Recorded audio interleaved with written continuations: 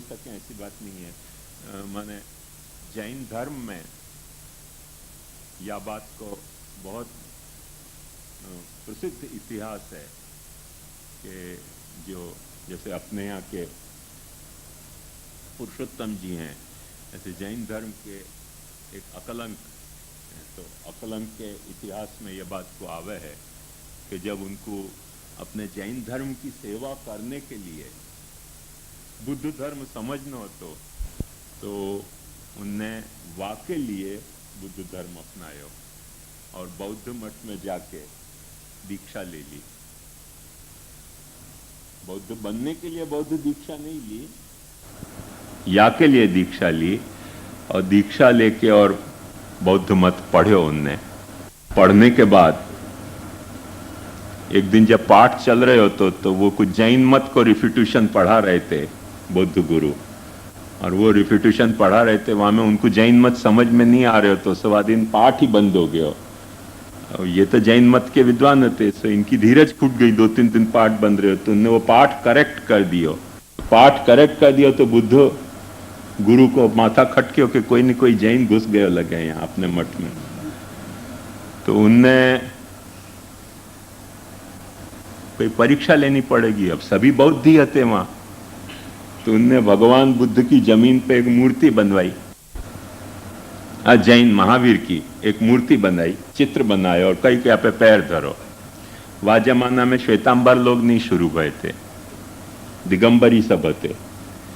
तो इन अकलंक ने क्या चालाकी करी, अपने साथ एक सूत रखे तो वो पैर रखने के वक्त वो सूट वहां पे डाल दियो कि ये दिगंबर नहीं रहे ना, सूत पड़ गयो सो अब बुद्ध हो गए, और पैर रख दियो। क्योंकि उनके जो मुनि थे वो दिगंबर होते थे और भगवान बुद्ध कपड़ा पहनते थे, तो उनने अपने साथ एक छोटो सा सूत को टुकड़ा रखे और पैर धरते के समय वो सूट डाल के और भावना मन में कर ली अब ये महावीर तो रहे नहीं, दिगंबर रहे नहीं, सो अब इन पर पैर धरे जा सके। बुद्ध भगवान पे पैर धर दिया तो वाको टेस्ट जो है वो फ्लॉप हो गई। फिर दूसरे दिन ने कि ये तो पता नहीं चल रहे हो पर कोई न कोई घुसे हो तो है। तो उनने कही सबके माथे पे एक एक आदमी नियुक्त करो, और आदमी नियुक्त करके अचानक रात को धमाका कियो कुछ। तो वो जैनन में कुछ उठने के पहले मंगलाचरण की विधि है, जैसे अपने अपराध समय उठत ही रसना लीजिए नाम को, है ना सिद्धांत। तो ऐसे उनने बुद्ध वाले तो सब उठ गए और वो जैन बेचारे अकलंक वो करते हुए पकड़ा गए। तो वह जमाना में जैन और बुद्धन में इतना झगड़ा भयो कि 700 आदमी एक दूसरे के कट गए थे कि हमारे मठ में घुस क्यों गए, तो से बेवकूफ बना के दोनों अहिंसावादी, पर 700 आदमी एक दूसरे के कट गए। तो एक बात समझो कि जिज्ञासु भी भक्ति कर सके नहीं कर सके, उनने कितने दिन बुद्ध भगवान की भक्ति की होगी, जितने दिन बौद्ध मठ में रहे उतने दिन उनने बुद्ध भगवान की भक्ति की। अब वो जो भक्ति हती वो कौन सी भक्ति हती, अपन वाकु क्या ये कहेंगे कि बुद्धार्थी भक्ति हती या बुद्ध भक्त थे, कहेंगे भक्ति हती। वो जानना चाहते थे बौद्ध मत संप्रदाय, बौद्ध वाले समझाते नहीं थे जैनन को, तो उन्होंने कहा चल भाई बौद्ध बन के समझेंगे और क्या है।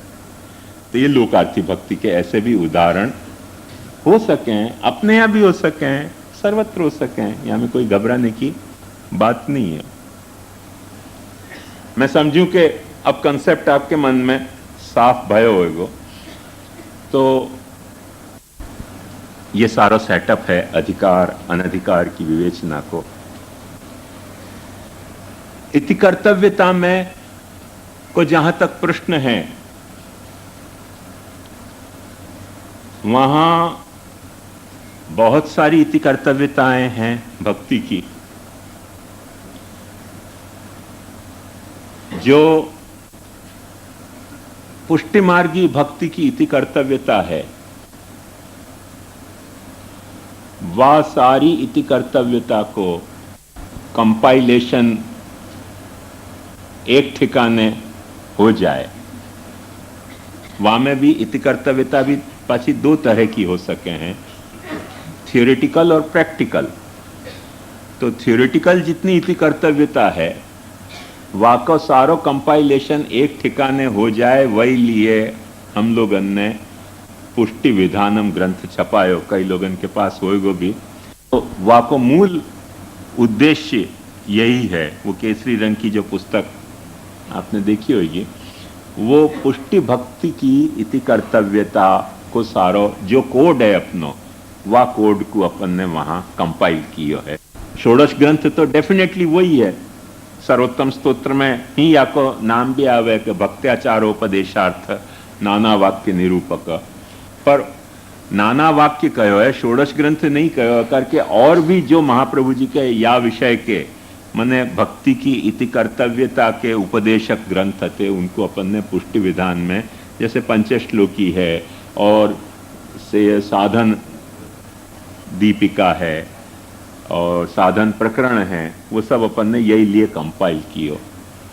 और जो इति कर्तव्यता, प्रैक्टिकल इति कर्तव्यता है, वो सेवा विधि की भी ग्रंथ आवे हैं, तो वो सेवा विधि के भी ग्रंथ हैं, वो भी सब इति कर्तव्यता के हैं।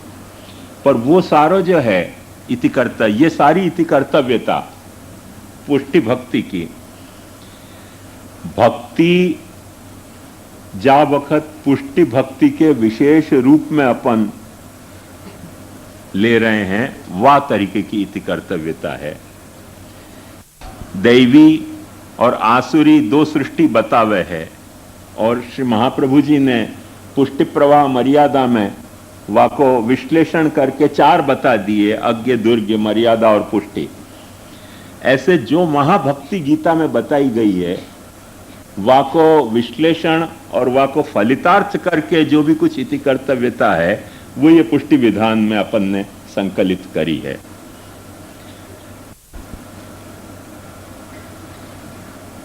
बहुत पहले हस्तलिखित ग्रंथन में या तरीके को कंपाइलेशन मिलतो तो, पर वो पीछे से इन 50-100 साल में वह तरीके को कंपाइलेशन बंद हो गए और षोडश ग्रंथ अलग हो गए और ये सारे ग्रंथ हैं अलग हो गए करके, वो एक वॉल्यूम में सारी इति कर्तव्यता अवेलेबल नहीं हती करके अपन ने पुष्टि विधान छपाया। वाको मुख्य पर्पज ये तो वो खास वाको महत्व अपने को समझना चाहिए कि वाको महत्व क्या है।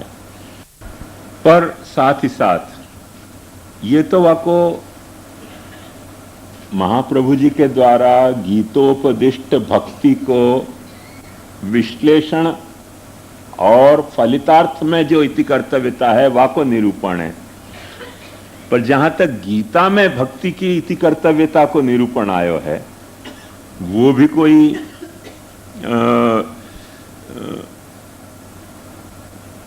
ऐसे कोई 1-2 सूत्र में अपन वाको व्याख्यान कर सकें, इतना छोटा नहीं है। वो भी काफी विचारणीय, विवेचनीय और बड़ो लंबो विषय है।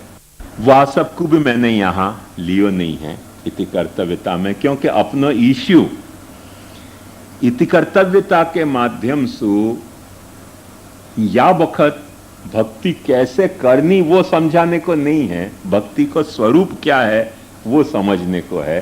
तो वह समझने के लिए जा तरीके की इति कर्तव्यता उपयोगी होवे, वो इति कर्तव्यता के सिर्फ 3 पहलू मैंने यहां में लिए हैं। कर्म ज्ञान समुच्चय, कर्म ज्ञान सु असमुच्चय, और समुच्चय और असमुच्चय, इन दोनों को विकल्प। बस इतनी सी इति कर्तव्यता ली है। ये इन मोस्ट जनरल टर्म या तरीके की इति कर्तव्यता आपको दिख रहे है ना। उभय मैंने वहां लिख दियो है, तो उभय को मतलब कि समुच्चय भी और असमुच्चय भी। अब देखो ध्यान समझो, कर्म ज्ञान भक्ति, अपन ने जो भक्ति के विविध किनाराएं देखे, वहां में अपन ने ये बात देखी कि श्री शंकराचार्य जो हैं वो असमुच्चयवादी हैं, श्री रामानुजाचार्य समुच्चयवादी हैं। कोई समुच्चयवादी नहीं है तो कर्म ज्ञान को, भक्ति को कारण मान के चल रहे हैं, समुच्चय नहीं मान रहे हैं। कोई असमुच्चयवादी हैं तो वो पाछे ऐसे मान के चल रहे हैं, जहां में अपन ने अभिनव गुप्त को देखो कि अभिनव गुप्त ये कह रहे थे कर्म की कोई आवश्यकता नहीं है, हो तो कोई आपत्ति नहीं है। और जो ज्ञान है और भक्ति है वो तो ज्ञान समुच्चय मान रहे हैं। गीता में कर्मयोग, ज्ञान योग 18 अध्याय में 18 योग हैं और उन प्रत्येक अध्यायन में 18 ही योग हैं ऐसी बात नहीं है। एक एक अध्याय में कभी कभी 2-2, 3-3, 4-4 योग आ जा रहे हैं। तो इन सारी बातों की विवेचना में ये भक्ति के स्वरूप समझने में अभी तक को जो अपन ने व्याख्यान किया हुआ में या को एक महत्वपूर्ण प्रभेद बने हैं भक्ति के स्वरूप को, कि भक्ति जैसे चैतन्य संप्रदाय भक्ति की परिभाषा करे हैं तो वहां स्पष्ट कहें कि जो भक्ति है उत्कृष्ट भक्ति है, कम से कम वो ज्ञान कर्मादिषु अनावृत ही होनी चाहिए। ज्ञान कर्म अनावृत भक्ति होनी चाहिए, उनको स्पष्ट ऐसा सिद्धांत है।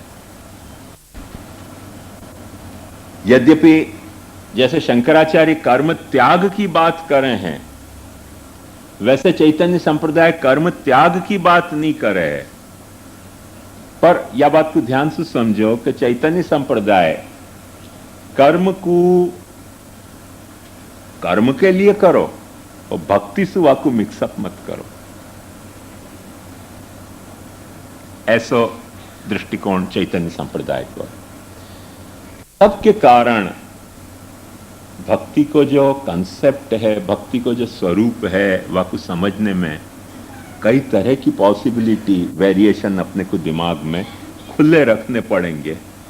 और जब वो सारे खुले रखने हों तो इति कर्तव्यता में मैंने ये मोस्ट जनरल जो ये 3 कंसेप्ट हैं कि कर्म ज्ञान सु समुच्चय करनो भक्ति को, एक भक्ति की इति कर्तव्यता, मतलब जब तुम भक्ति कर रहे हो तब कर्म ज्ञान भी साथ साथ करो as a component factor of bhakti, अथवा भक्ति की सांगोपांगता कर्म ज्ञान के बिना है ही नहीं। जैसे श्री रामानुजाचार्य स्पष्ट कहें कि भवतु मम परस्मिन् शेमुषी भक्ति रूपा, भक्ति जो है वो ज्ञान रूपा भक्ति है। तो अब देखो बात फर्क है, और वो ज्ञान जो है वो कर्म सु समुच्चय है। श्री आचार्य ध्रुवानुस्मृति पर प्राधान्य दे हैं, तो ध्रुवानुस्मृति को भी अपन ने सब देखे, वाक्य विस्तार में अपन पुनरावृत्ति नहीं करेंगे।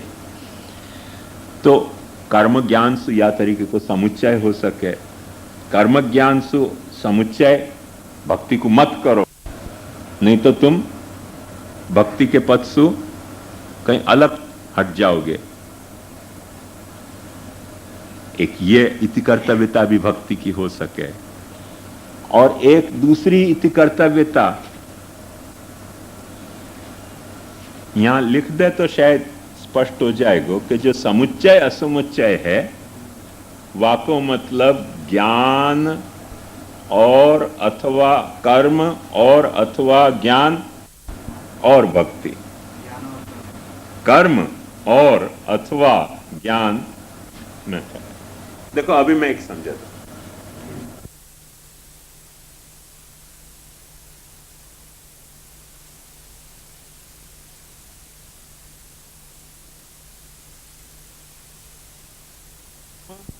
और कर्म और अथवा ज्ञान इंटू ब्रैकेट और अथवा भक्ति,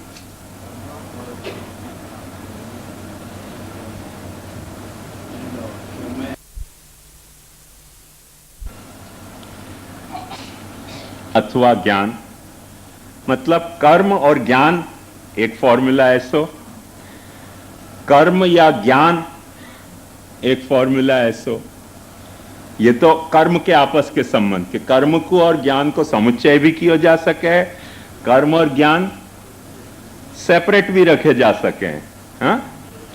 और या तरीके कर्म और ज्ञान के साथ और भक्ति, अथवा या तरीके कर्म और ज्ञान के साथ अथवा भक्ति।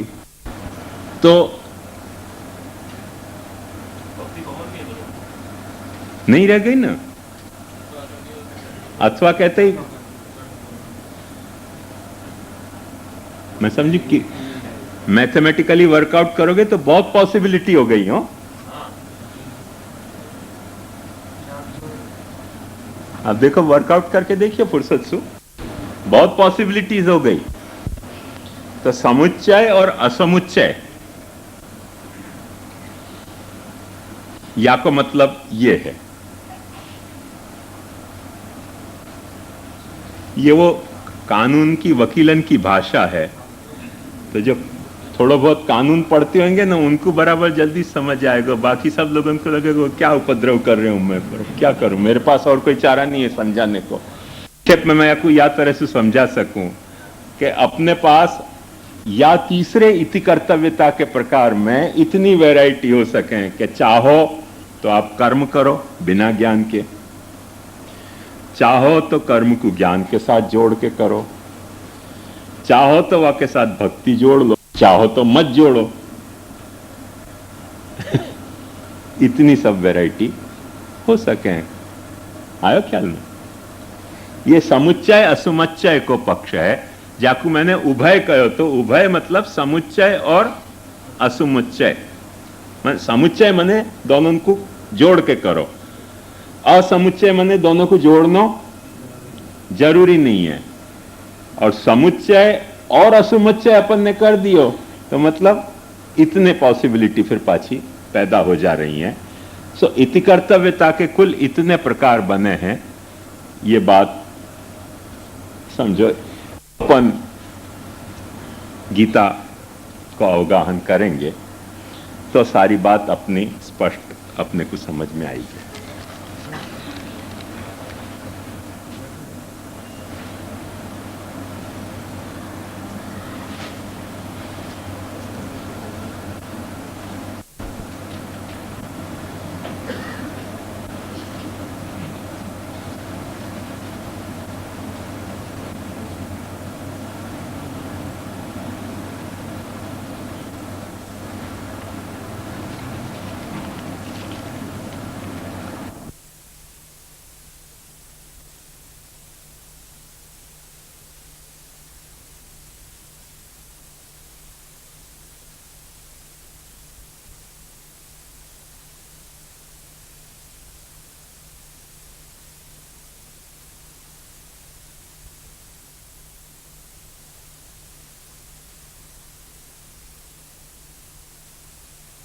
निश्चय को लें।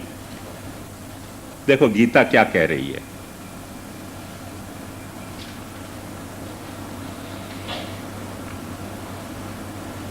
अर्जुन ने भगवान से पूछो, संन्यासस्य महाबाहो तत्त्वमिच्छामि वेदितुम त्यागस्य च ऋषिकेश पृषक्केश निषूदनम। भगवान उवाच काम्यानां कर्मणां न्यासं संन्यासं कवयो विदु सर्वकर्म फलत्यागम प्राहुस्त्यागम विचक्षणा। अर्जुन ने भगवान को यह पूछो कि संन्यास और त्याग को स्वरूप क्या है, मुझको जरा समझाओ। और वो स्वरूप क्या है समझाओ। वहां में भगवान कैसे स्टार्ट कर रहे हैं कि देख बात ध्यान से समझ कि जो काम्य कर्म है, सकाम कर्म है, उनको ही त्याग जो है वह को नाम संन्यास है। बाय इंप्लीकेशन क्या मतलब है? वो निष्काम कर्म को त्याग संन्यास नहीं है, ये बात आई ना। और सर्व कर्म फल त्यागम प्राहुस त्यागम विचक्षणा। जितने भी कर्म फल हैं उन कर्म के फल को छोड़ देनो वाको नाम सच्चो त्याग है। कर्म को छोड़ देनो सच्चो त्याग नहीं है, छोड़ना सच्चो त्याग है। तो त्याग और सन्यास की ये विवेचना करते वक्त भगवान भी डिफरेंट ओपिनियन काउंट कर रहे हैं। सब लोग मेरे पे कहें कि पुष्टि मार्ग में काय को इतने सारे मत की कल चर्चा करते रहो, आप तो भगवान भी देखो कर रहे हैं। गीता में। त्याज्यम दोष वदित्य के कर्म प्राहुर मनीषिणा। बुद्धिमान लोग यूं कहें कि जो सदोष कर्म है उनको ही त्याग जो है वो त्याग है, और यज्ञ दान तपः कर्म न त्याज्यम इति चापरे। यज्ञ दान तप रूपी जो कर्म है उनको छोड़ना नहीं, ऐसे कुछ दूसरे लोग कहें। ये देखो कैसी भाषा भगवान वापर रहे हैं, खतरनाक। कि मनीषी जो है, बुद्धिमान जो है, वो यूं कहें कि दोषवत कर्म को त्याग करना वो त्याग है, और दूसरे यज्ञ दान कब तब कर्म को नहीं छोड़ना यूं कहें तो मैंने ये क्या बेवकूफ है? मनीष विसाविस दूसरे कौन होएगा? अमनीष। एकदम बैफलिंग स्टेटमेंट है भगवान को। एक ठिकाने कह रहे हैं मनीषिण, ऐसे कह रहे हैं कि दोषवत कर्म को त्याग ही त्याग है, और दूसरे लोग यूं कह रहे हैं कि नहीं नहीं, यज्ञ दान तप कर्म तो छोड़ना नहीं। अब ये कौन है भगवान? भगवान ही जाने। अपन जाकू भगवान दूसरे को मत तरीके कोट कर रहे हैं, बाकी चिंता अपन क्यों करें? भगवान जहां खुद को मत कह रहे हैं वह मत को अपन सुने और समझें। निश्चयम शृणु में तत्र त्यागे भरत सत्तम त्यागो ही पुरुष व्याघ्र त्रिविध संप्रकीर्तित। त्याग भी तीन तरीके के हैं, एक तरीके को त्याग नहीं है।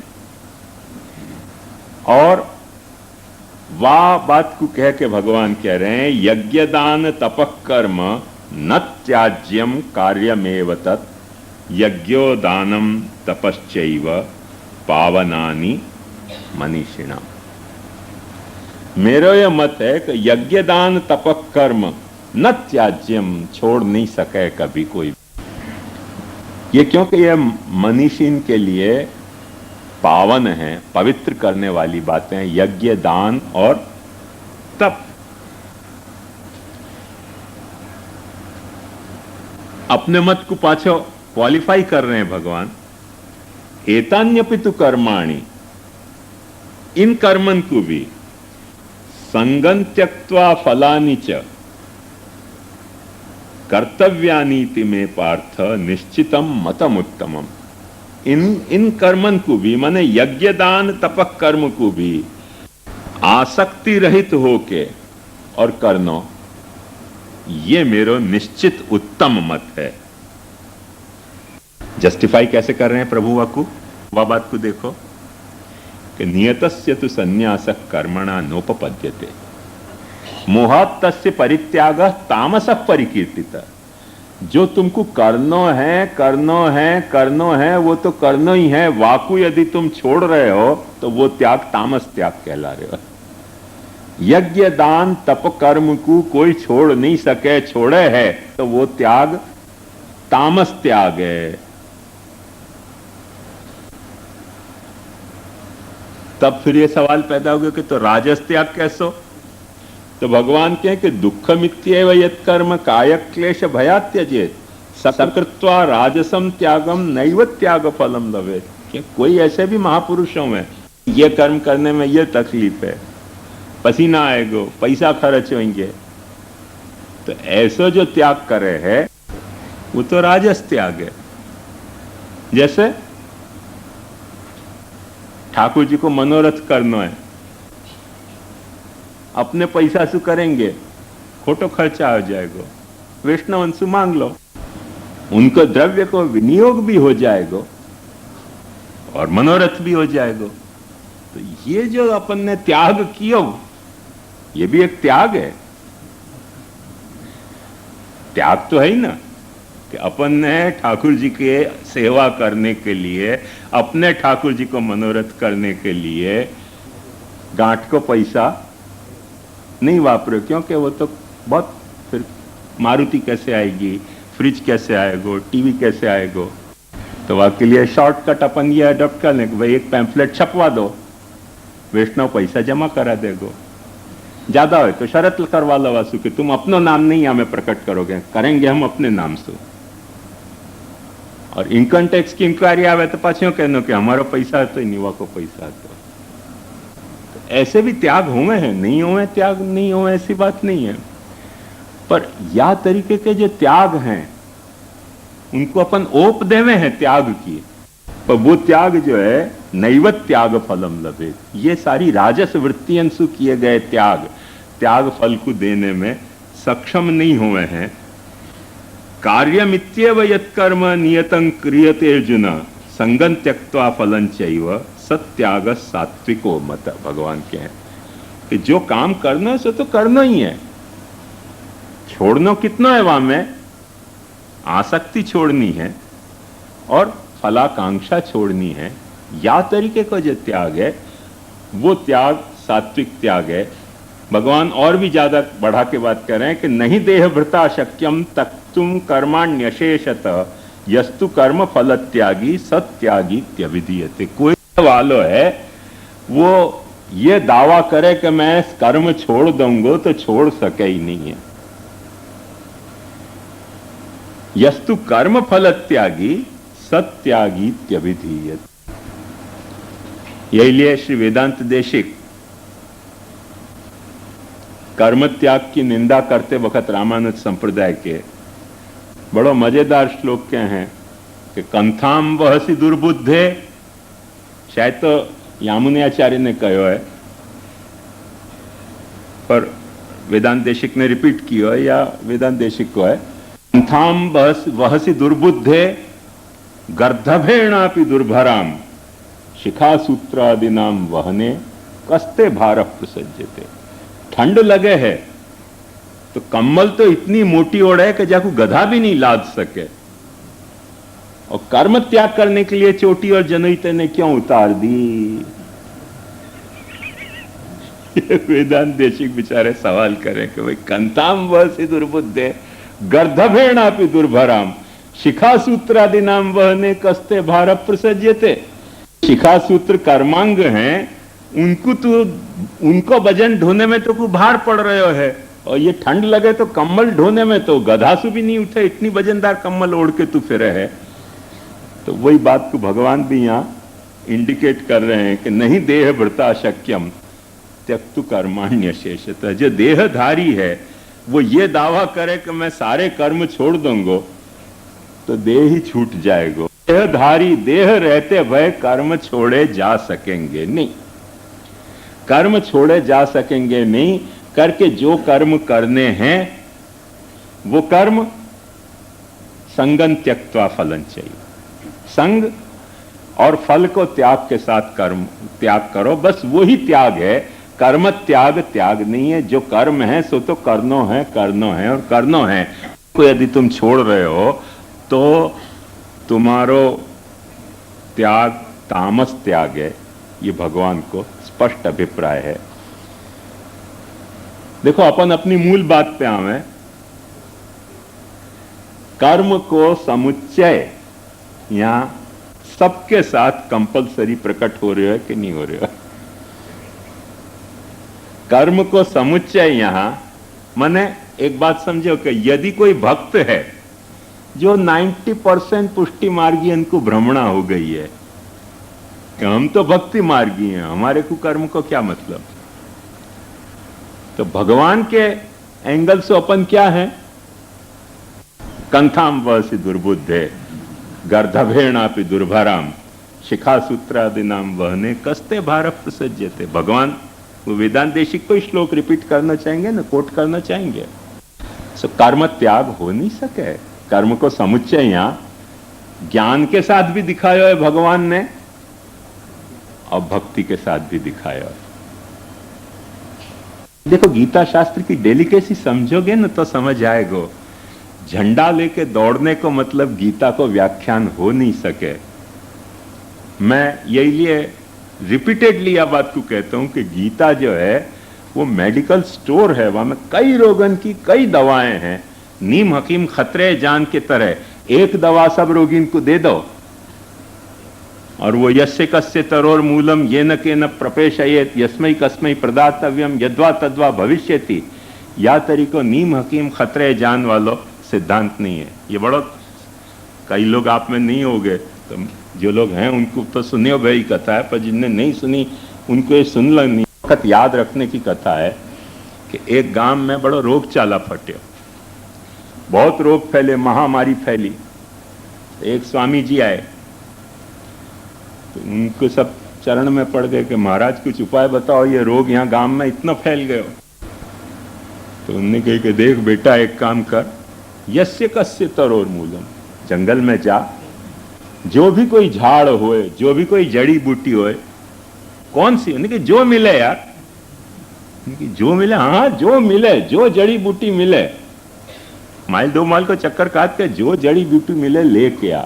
यस्य कस्य तरोर मूलम, करना क्या वाको, ये न के न प्रपेशे, गुलाब जल मिले गुलाब जल, लीमड़ा को जल मिले लीमड़ा को जल, तेल मिले तेल, घी मिले घी, ये न के न प्रपेशे, घोट वाको, पहले घोट के और फिर बाकी गोलियां बना ले।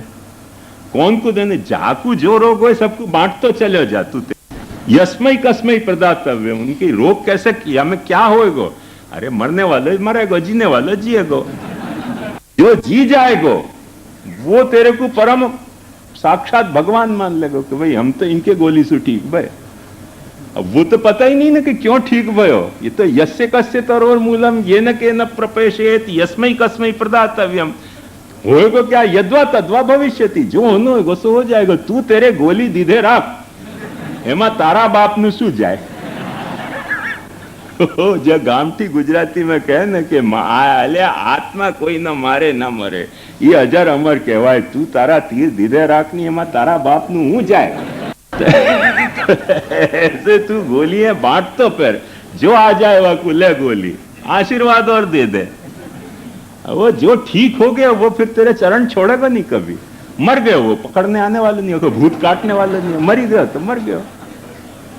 तो ये एक बड़ा सीधा फॉर्मूला है। हो ये कई लोग अपना में गीता के व्याख्यान में, यस्य कस्य तरोर मूलम येन केन प्रपेशेत यस्मै कस्मै प्रदातव्यम यद्वा तद्वा भविष्यति। गीता के साथ ये हो नहीं सके। गीता बहुत गजब को ग्रंथ है। वहां यस्य कस्य तरोर मूलम को सिद्धांत एडॉप्ट करने जाएंगे ना तो लफड़ा हो जाए। क्यों लफड़ा हो जाए? अपन को कंसिस्टेंसी निभानी भारी पड़ जाएगी, अपनी पोल खुल जाए। भगवान जगह जगह वह बात में ऐसा प्रभेद कर रहे हैं। यही लिए कई विद्वानन ने बहुत एक महत्वपूर्ण बात कही कि गीता की सबसे पहली व्याख्या गीता की इतिश्री है। इतिश्री ब्रह्म विद्यायाम योग शास्त्रे कृष्णार्जुन संवादे अर्जुन विषाद योगो नाम ज्ञान कर्म ज्ञान योगो नाम कर्म संन्यास योगो नाम दैवासुर संपद विभाग योगो नाम। तो ये जो सबसे पहली व्याख्या है गीता की, वो गीता की इतिश्री है। पहले गीता की इतिश्री पे ध्यान दो। में 18 अध्याय में 18 योग हैं और उन 18 योगन के भीतर पाछे कहीं कहीं 2-2, 3-3, 4-4 योग हैं। तो एक योग सु गीता को कैसे अपन भक्तिवादी हैं, याली अपन कहें कि सारो गीता भक्ति है।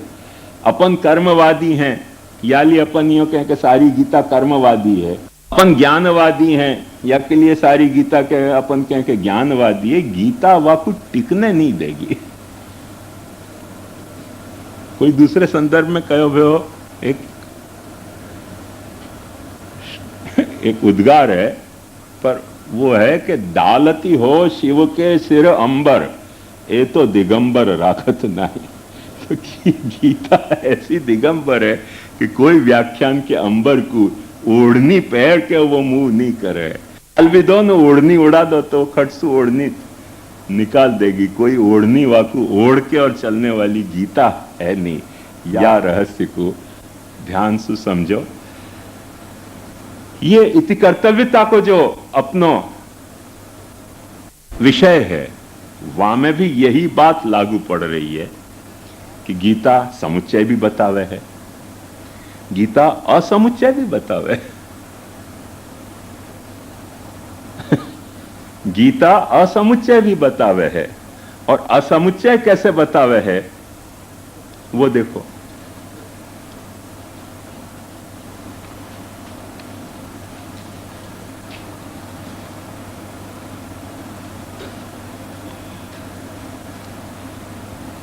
मैं ऐसे एक ढंग से नहीं अनेक ढंग से या को बता सकूं, पर एकदम सरलता से समझ में आ जाए, ज्यादा विवेचना की जरूरत नहीं पड़ जाए। वाको ये स्पष्ट उदाहरण है।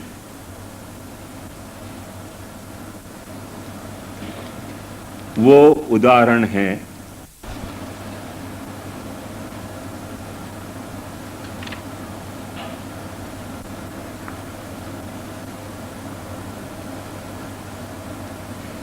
थोड़ो उपक्रम के साथ सुनाऊं तो आपको पूरा पिक्चर साफ हो जाए।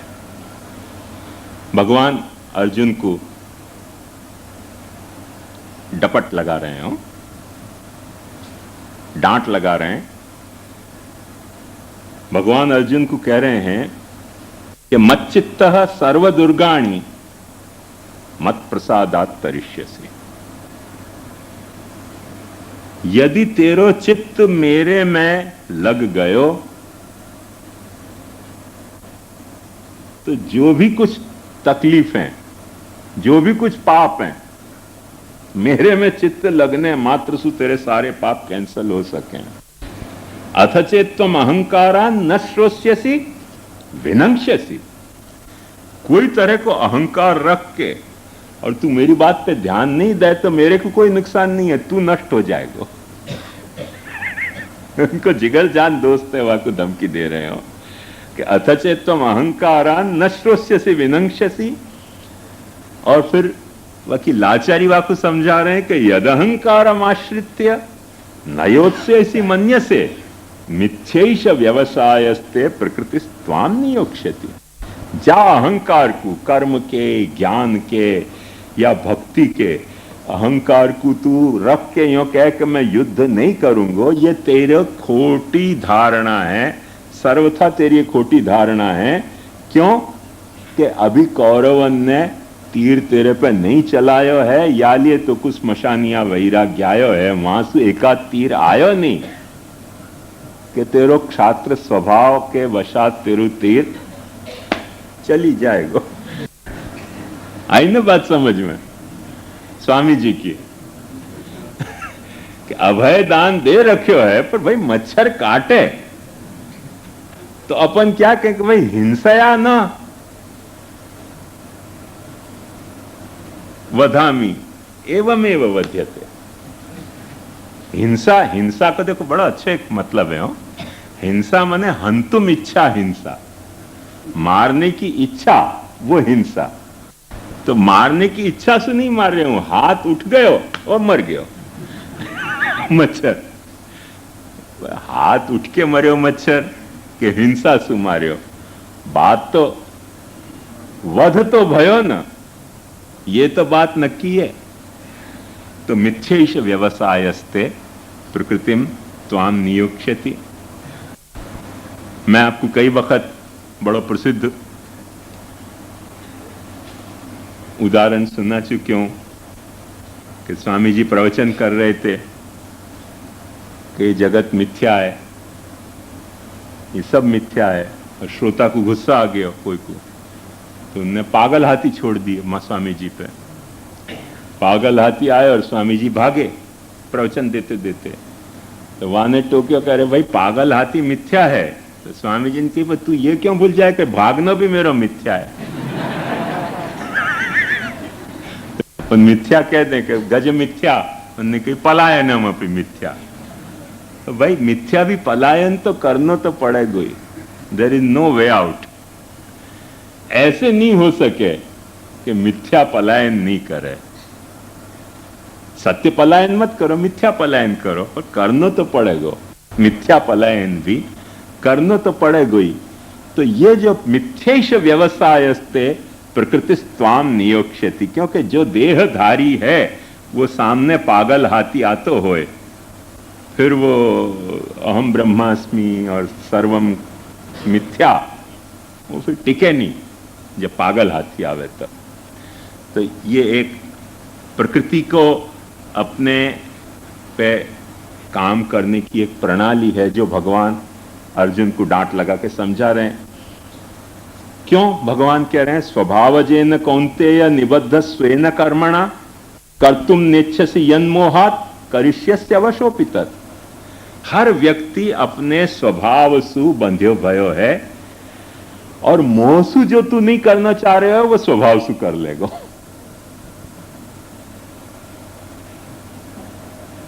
अब देखो मैं एक बात बताऊं आपको, बहुत लोग यूं कह रहे हैं, कई लोग, कि हमारे गुरुजी जो हैं वो साक्षात ईश्वर रूप हैं, कृष्ण ईश्वर रूप नहीं है। क्यों? बोले उनने हिंसा बता दी, भगवान होते तो उनको अहिंसा बतानी चाहिए थी।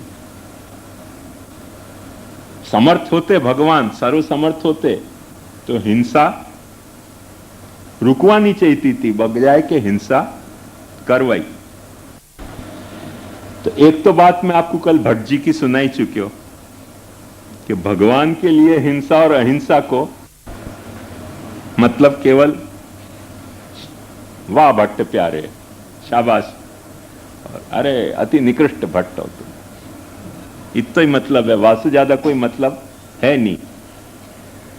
पर जो स्वभाव सु निबद्ध है,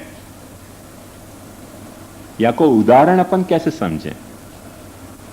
देखो ध्यान से समझो तो समझ में आएगी बात कि श्री राम ने बाली को जब मार्यो तीर और बाली ने राम को कहो कि मैं बेरी सुग्रीव पियारा कारण कवन नाथ मोही मारा, भगवान ने कहा यार गुस्सा क्यों है, तू मुझको मार लीजो।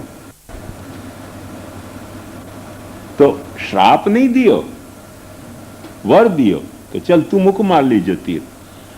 और ठाकुर जी अपनो चरण खास ऐसो ऊपर रख के विराजे प्रभास पाटन की घटना के प्रसंग में कि वह बाली जो व्याध तरीके जन्मे तो वाकई लगे कि कोई हिरण अपनो मुंह हिरणाकृति चरण, हिरण मुखाकृति चरण, तो वाने तीर मार दियो। और जब आके वाने देखे तो माफी मांगने लगे तो भाई गलती हो गई माफ करो, तो भगवान वाकू ढाढ़स दें कि नहीं नहीं नहीं या में तेरी गलती नहीं है, तो मैंने तो को कही थी या लिए तेने मारो। देखो पुरुषोत्तमता काय को नाम है, या रहस्य को समझो, पुरुषोत्तमता या को नाम है। हम तो ऐसे पुरुषोत्तम है कि बाबा के में तो गुस्सा आ जाए कि महाराज को तो ये कोई पुरुषोत्तमता है यार? वो तीर खाने को दम है उनमें। क्यों दम है? कारण समझो कि जो तीर है वो भी ब्रह्म है, जो मार रहे हो है वो भी ब्रह्म है, और जाके चरण में लग रहे हो है वो भी ब्रह्म है। ब्रह्मार्पणम ब्रह्म हविर ब्रह्माग्नौ ब्रह्मणाहुतम ब्रह्मैव तेन गंतव्यम ब्रह्म कर्म समाधिना। मैं मथुरा से बंबई आ रहे हो तो बहुत साल पहले की बात है, तो एक सरदार जी ने मुझसे कही कि आप हिंदू पंडित हो? मैंने कहा हाँ हिंदू पंडित हैं। तो बोले मूर्ति पूजा करते हो? मैंने कहा हाँ मूर्ति पूजा करते हैं। तो बोले मोहम्मद गजनवी आया तब आप लोग का भगवान कहाँ चला गया था? मैंने कहा यार वो भगवान उस वक्त गजनवी की तलवार में बैठा था, शिवलिंग में से निकल के गजनवी की तलवार में बैठ गया, इसलिए तलवार नहीं टूटी और शिवलिंग टूट गया। शिवलिंग में बैठता तो तलवार टूट जाती, शिवलिंग नहीं टूटता। भगवान जो सर्वव्यापी है वो कहां बैठे भाई? जाके 10 घर होए, वो कौन से वक्त कहां बैठना चाहे वह अपन रिस्ट्रिक्ट कर सके? वह कभी इच्छा हो तो तलवार में बैठे, कभी इच्छा है शिवलिंग में बैठे, कभी इच्छा है भक्त के हृदय में बैठे, कभी भक्त इच्छा हो तो जहां इच्छा हो वहां बैठ सके। वाकू कौन रोक सके? वादिन उनकी ऐसी इच्छा हो गई कि चलो आज तलवार में बैठ जाओ करके वो शिवलिंग टूट गई होती, शिवलिंग में बैठाते शिव जी तो तलवार टूट जाती। ऐसे भी तो हो सकता तो कि नहीं? भगवान के लिए ये सारी बातें मायने नहीं रखे हैं, क्योंकि भगवान निबद्ध स्वेन कर्मणा नहीं है। भगवान अपने कर्म सु निबद्ध नहीं है, क्योंकि भगवान को प्रत्येक कर्म लीलात्मक कर्म है। अपने साथ लीला क्यों संभव नहीं है? क्योंकि अपन जो भी कर्म कर रहे हैं वहां में अपन लीला भाव से नहीं कर रहे हैं, अपनी वासना से अपन कर रहे हैं। करके जो भी अपोजिट हो जाए वो करने की मादा अपने में सहन करने की मादा नहीं, अपनो कर्म फ्लॉप हो जाए तो तो वाकु सहन करने को अपना मादा नहीं है, अपनो कर्म सफल ही होना चाहिए, सकाम ही होना चाहिए, या तरीके की क्षुद्रता से अपन घिरे भय हैं। भगवान के लिए सकामता जो है वो कोई प्रसंग ही नहीं, क्योंकि कौन की कामना भगवान करेगा। भगवान की एक लाचारी है कि भगवान सकाम नहीं हो सकते। वैसे सर्वसमर्थ है, पर वाकई एक लाचारी है कि भगवान सकाम नहीं हो सके है। भगवान सकाम नहीं हो सके करके भगवान को जो भी कर्म हो है वो लीला भाव सुही हुए है। अपनी एक लाचारी है कि अपन निष्काम कर्म भी करना चाहेंगे ना, तो कहीं न कहीं कुछ न कुछ काम वहां में प्रकट हो जाए। यदि ये लाचारी अपनी नहीं होती तो पुष्टि भक्ति में ये भवाड़ाएं कहां से होते हवेली के जो आज हो रहे हैं।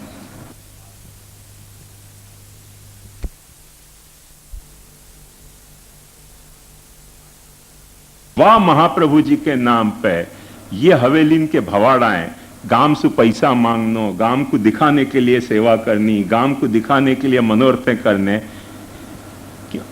फिर कहनो कि हमारी पुष्टि भक्ति है। तो ये फजीयत अपनी होती नहीं, पर क्योंकि अपन निबद्ध स्वेन कर्मणा है, कर्म अपन सु बंध्यो भयो है, वासना अपने से बंधी भई है, कामना अपने से बंधी भई है, वह कामना के दौर से अपन छूट नहीं सके हैं। निष्काम भी कर्म करने जाएंगे तो कुछ न कुछ वहां में फ्रॉड करके और काम घुसा दें।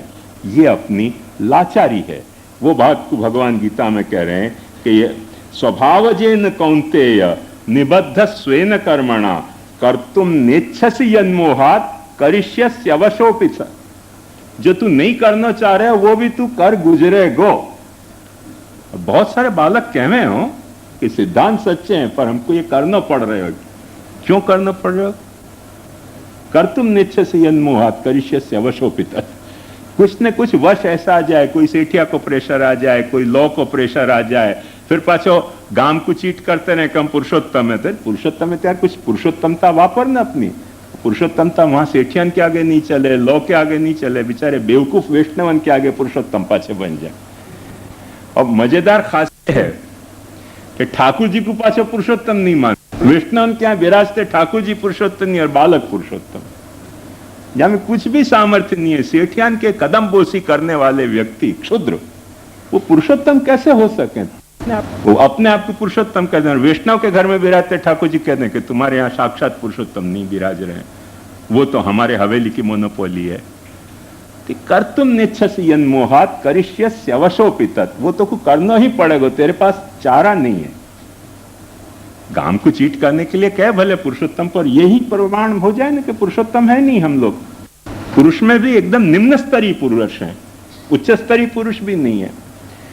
सो ईश्वर सर्वभूतानां हृदयेषु जिन तिष्ठति भ्रामयन् सर्व भूतानि यंत्रारूढ़ानि मायया तमेव शरणं गच्छ सर्वभावेन भारत तत्प्रसादात् पराम शांतिम स्थानम प्राप्स्यसि शाश्वतम।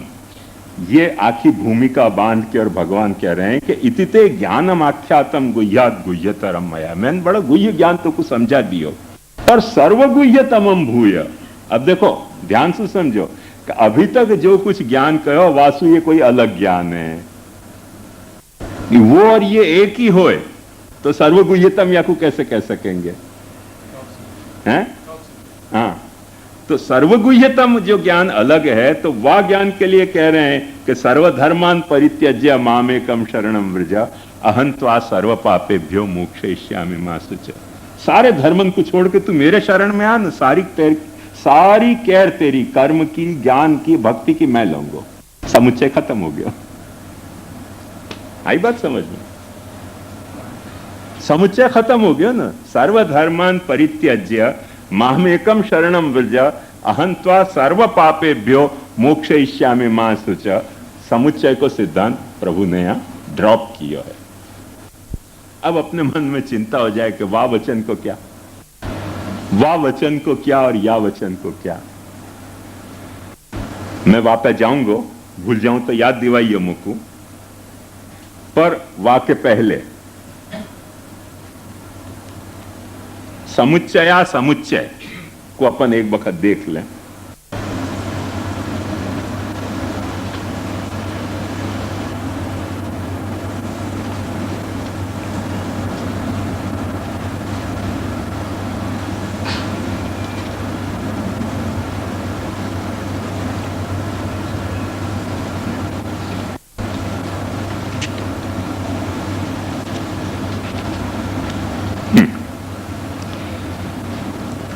एक बात भगवान यहां कह रहे हैं, अनन्य चेता सततम यो माम स्मरति नित्यश तस्याहम सुलभ पार्थ नित्य युक्तस्य योगिना मामुपेत्य पुनर्जन्म दुखालयम अशाश्वतम नाप्नुवन्ति महात्मान संसिद्धिम परमाम गता। ये कॉन्टेक्स्ट है कि जो अनन्य चेता होके जो मुकु नित्य स्मरण करे है वाकु मैं सुलभ हूं। ये बात मैं क्यों कह रही हूं, ध्यान से समझो। सर्वधर्मान परित्यज्य मामेकम शरणम व्रज अहंत्वा सर्व पापेभ्यो मोक्षयिष्यामि मा शुच।